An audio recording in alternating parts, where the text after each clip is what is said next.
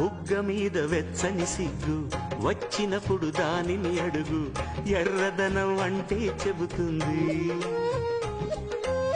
పెదవి కొమ్మ పూసిన పువ్వు అందమైన నీ చిరునవ్వు తెల్ల రంగు అట్టా ఉంటుంది